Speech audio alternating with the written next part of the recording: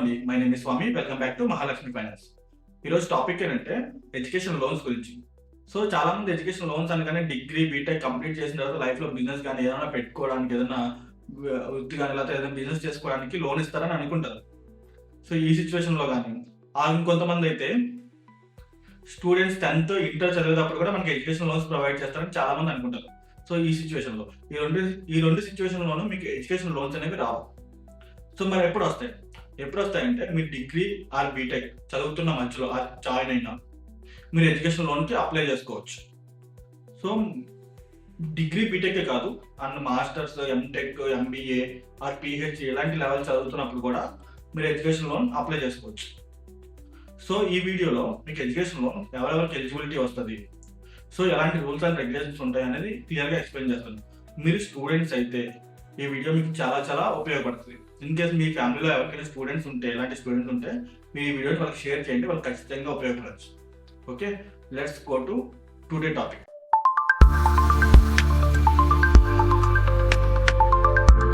Video start చేసే ముందు మీరు ఇప్పుడే మా ఛానల్ కనుక చూస్తుంటే ఖచ్చితంగా ఇది స్టార్టింగ్ ఛానల్ కాబట్టి మీ సపోర్ట్ చాలా అవసరం. ఖచ్చితంగా మీరు ఇన్స్టాలో చూస్తే మమ్మల్ని ఫాలో చేయండి. అదే మీరు యూట్యూబ్‌లో చూస్తే మమ్మల్ని కింద ఉన్న red colour subscribe button click చేసి బెల్ ఐకాన్ ఆన్ చేసుకుని మరిన్ని ఇలాంటి ఇంట్రెస్టింగ్ వీడియోల కోసం వెయిట్ చేస్తారని అనుకుంటున్నాను. Please subscribe our channel. Late చేయకుండా ఈరోజు టాపిక్‌లోకి వెళ్ళిపోదాం. ఎడ్యుకేషన్ లోన్స్ అనేవి జనరల్‌గా స్టూడెంట్స్‌కి ఇండియాలో చదువుకున్నా ఆర్ ఫారెన్‌లో చదువుకోవడానికి వెళ్ళినా ప్రొవైడ్ చేస్తారు. సో ఎడ్యుకేషన్ లోన్ ఇవ్వడానికి మెయిన్‌గా కొన్ని రూల్స్ అండ్ రెగ్యులేషన్స్ అయితే ఉంటాయి. అవి ఏంటంటే ఖచ్చితంగా స్టూడెంట్ చదువుకుంటూ ఉండాలి. లైక్ ముందే చెప్పినట్టు కాలేజ్ కంప్లీట్ చేసి ఉండకూడదు. ఆర్ ఫైనల్ ఇయర్‌లో కూడా ఉండకూడదు. ఎందుకంటే ఫైనల్ ఇయర్‌లో ఉండే స్టూడెంట్ 1 ఇయర్‌లో కంప్లీట్ చేసేస్తాడు కాబట్టి ఆయనకి ఎడ్యుకేషన్ లోన్ ఇస్తే మళ్ళీ 1 ఇయర్‌లో రీపేమెంట్ అవ్వదు కాబట్టి అలాంటి స్టూడెంట్స్‌కి కూడా ఎడ్యుకేషన్ లోన్ అనేది ప్రొవైడ్ చేయాలి. అండ్ సెకండ్ రూల్ వచ్చేసి ఓన్లీ మీరు కట్టే ఫీజ్‌కి మట్టికే మీకు ఎడ్యుకేషన్ లోన్ అనేది ప్రొవైడ్ చేస్తారు. అంటే మీరు ఎక్స్ట్రా కట్టే హాస్టల్ ఫీజుకి కానీ లేకపోతే ఏదైనా బస్ ఫీజు కానీ ఇలాంటివి ఇంక్లూడ్ అయి ఉంటే maximum maybe education loans provide చేయకపోవచ్చు. ఇది అన్ని బ్యాంక్స్ కాదు, కొన్ని బ్యాంక్స్ అయితే ప్రొవైడ్ చేయవు. ఓకే, అండ్ థర్డ్ వచ్చేసి మీకు ఒక ఫ్యామిలీ గార్డియన్ సపోర్ట్ అయితే ఉండాలి. ఎందుకంటే మీకు ఇన్కమ్ సోర్స్ అనేది ఉండదు. లైక్ చెప్పాలంటే మీరు ఆ లోన్‌ని రీపేమెంట్ చేయలేరు కూడా ప్రెజెంట్ చేయమంటే. మీ తరపున ఈ పర్సన్ మీకు లోన్ పే చేస్తాడు. నాది గ్యారంటీ, నాకు పలానా ఇన్కమ్ సోర్స్ ఉందని ప్రూవ్ చేసుకునే పర్సన్ ఒకరు గార్డియన్‌గా ఉండాలి. లైక్ ఎంప్లాయీ అయ్యుండొచ్చు, బిజినెస్ పర్సన్ అయ్యుండొచ్చు. ఇలా ఎవరొకళ్ళు మీకు గార్డియన్ కింద ఉండాలన్నమాట. అప్పుడే మీకు ఎడ్యుకేషన్ లోన్స్ అనేవి ప్రొవైడ్ చేయడానికి పాసిబిలిటీ ఉంటుంది. లేదనుకుంటే మీకు ఏదైనా ఒక ల్యాండ్ కొలెక్టరల్ పెట్టే పాసిబిలిటీ ఉండాలి. అప్పుడు కూడా ఇన్కమ్ సోర్స్ చూస్తారు. లైక్ కొంచెం అంటే సెటిల్డ్ ఇన్కమ్ లైక్ బిజినెస్ గానీ లేకపోతే ఎంప్లాయీస్ కానీ లేకపోయినా సరే మీకు ఎడ్యుకేషన్ లోన్ అనేది ప్రొవైడ్ చేయడానికి పాసిబిలిటీస్ ఉంటాయి. సో ఈ లోన్‌లో ఎలిజిబిలిటీ ఎంత ఇస్తారు? అప్ టు మన ఫీజ్‌లో 90% వరకు కూడా ఎడ్యుకేషన్ లోన్ అనేది ప్రొవైడ్ చేస్తారు. సో ఈ ఫీజ్ స్లిప్ అనేది మనం ఏదైతే కాలేజ్ ఆర్ యూనివర్సిటీ లేకపోతే ఫారెన్‌లో చదవడానికి వెళ్ళినప్పుడు ఫీజ్ సర్టిఫికేట్ అని చెప్పేసి ఫీజ్ రిసిప్ట్ అని ఒకటి ఇస్తారనమాట. సో ఈ రిసిప్ట్ తీసుకుని బ్యాంక్‌లో ఖచ్చితంగా సబ్మిట్ చేయాలి. దాంతో పాటు మన college certificates and Aadhaar card, చిన్న కేవైసీ అండ్ ఏదైతే గార్డియన్ ఉన్నారో ఆయన కేవైసీ, దాంతో పాటు ఆయన ఇన్కమ్ ప్రూఫ్ సబ్మిట్ చేయాల్సి ఉంటుంది. సో లోన్ తీసుకున్న తర్వాత రీపేమెంట్ ఎట్లా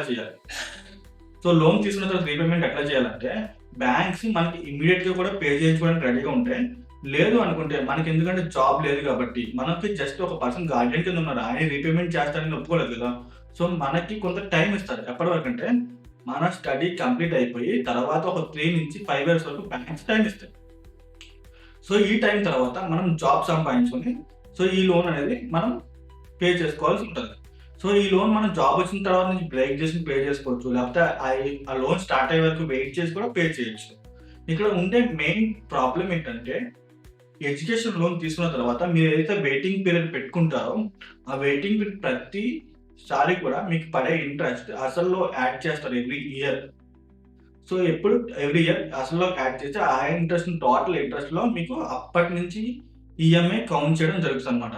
సో, ఈ ఇన్ఫర్మేషన్ నేను మటికి మీకు క్రిటికల్‌గా కొంచెం ఎక్స్‌ప్లెయిన్ చేసే పొజిషన్ చేస్తాను లాస్ట్‌లో. ఓకే.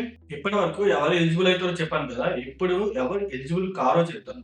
ఎవరు ఎలిజిబుల్ కారంటే ఎవరికైతే గార్డియన్‌కి ఇన్‌కమ్ సోర్స్ లేకుండా ఉంటారో వారు ఈ ఎడ్యుకేషన్ లోన్‌కి ఎలిజిబుల్ కారు.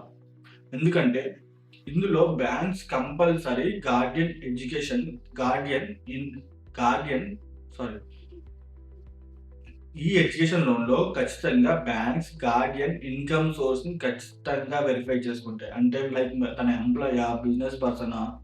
ఏం వర్క్ చేస్తారని చూస్తాయన్నమాట. Only banks employee and business person or agriculture land ఉన్న క్రాప్ ఉన్న వాళ్ళకి కూడా బ్యాంక్స్ గార్డియన్ కింద తీసుకొని ఎడ్యుకేషన్ లోన్స్ అనేవి ప్రొవైడ్ చేస్తాయి. అండ్ దట్ ఈ లోన్ మన ఫీజ్ అంటే ఫర్ సపోజ్ మన ఫీజ్ 1,00,00,000 అనుకోండి. మనకి 90,00,000 వరకు కూడా ఎడ్యుకేషన్ లోన్ ప్రొవైడ్ చేయొచ్చు. అంటే ఇండియాలో అంత ఎడ్యుకేషన్ ఫీజ్ లేదు. కొంచెం ఫారెన్‌లో ఉంది. సో, అక్కడ ఫీజ్ బట్టి చెప్తున్నాను నేను ఎందుకంటే, సో, ఇండియాలో అయితే అంత ఎడ్యుకేషన్ ఫీజ్ నేను ఇప్పటి వరకు చూడలేదు. ఇప్పటి వరకు మేము చేసిన లోన్స్‌లో కూడా ఫేస్ చేయలేదు. మీకు కనుక ఎడ్యుకేషన్ లోన్‌లో ఏమైనా ప్రాబ్లమ్ ఉంటే నేను నా నంబర్‌ని డిస్‌ప్లే మీద పెడతాను. ఖచ్చితంగా దీనికి కాల్ చేయండి. మేము కూడా ఎడ్యుకేషన్ లోన్స్ అనేవి చేస్తాం అన్నమాట. అండ్ బ్యాంక్స్‌లోనే ప్రొవైడ్ చేస్తాం. అండ్ లైక్ ఎన్‌బీఎఫ్‌సీలు కూడా ఎడ్యుకేషన్ లోన్స్ ప్రొవైడ్ చేస్తే వాటిల్లో కూడా మీకు చేసి పెడతాం. అకార్డింగ్ టు యువర్ ప్రొఫైల్ బట్టి. ఓకే.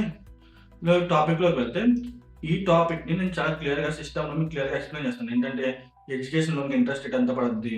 సో, ఎంత లోన్ ఇస్తారు? సో, ఎవరికి ఎలా ఇస్తారనేది క్యాలిక్యులేషన్ కొంచెం ఎక్స్‌ప్లెయిన్ చేస్తాను. ఓకే. లాస్ట్‌లో.